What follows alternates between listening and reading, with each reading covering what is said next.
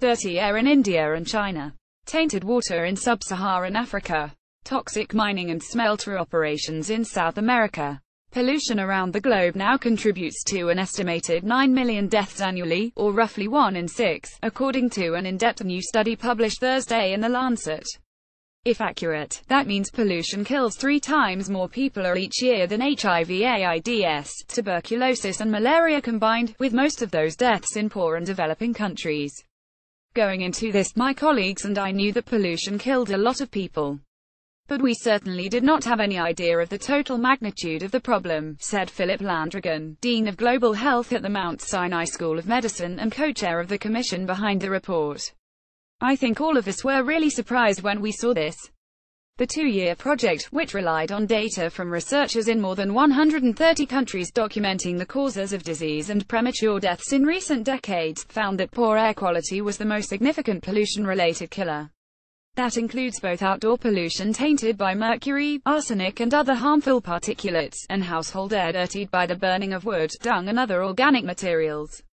The result: an estimated 6.5 million deaths in 2015 from heart disease, strokes, lung cancer and other respiratory problems. Water pollution, which includes everything from unsafe sanitation to contaminated drinking water, accounted for an additional 1.8 million annual deaths from gastrointestinal diseases and other infections, researchers found. Pollution in the workplace also took a heavy toll on some of the world's poorest workers. From bladder cancer in dye workers to the lung disease pneumoconiosis in coal miners, researchers found that occupational exposure to various carcinogens and toxins was linked to about 800,000 deaths annually. In 2015, the largest number of deaths attributable to pollution occurred in India and China, with an estimated 2.5 million and 1.8 million deaths respectively. Other severely affected countries include Pakistan, Bangladesh and Kenya. Beyond the massive human toll, the authors of Thursday's report also focused on the financial toll caused by pollution-related health problems. Until now, people haven't recognized what an incredible hit pollution makes on the economy of a country, Landrigan said. Pollution control can stimulate the economy because it reduces death and disease. They estimated the hit to national budgets at about 1.3% of gross domestic products in low-income countries, compared to about 0.5% in developed, high-income countries.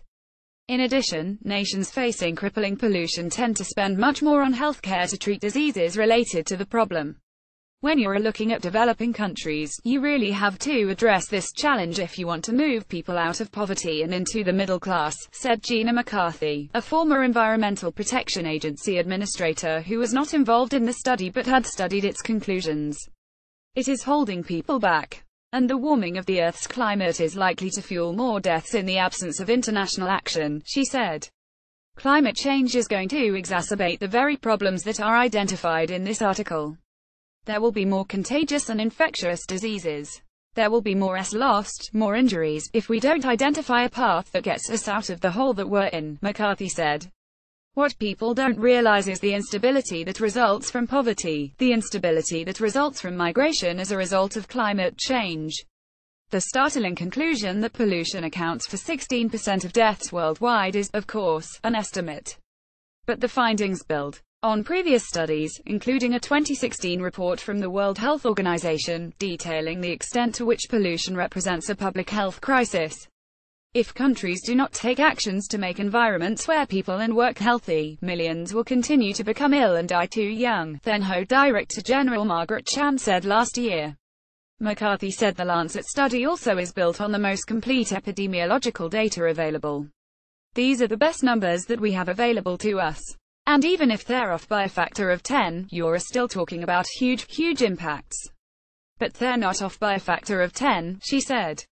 It's very clear if you go to other countries, and it's clear if you go to some of our own communities, that they are being held back because of the impact of pollution on their kids and their elderly.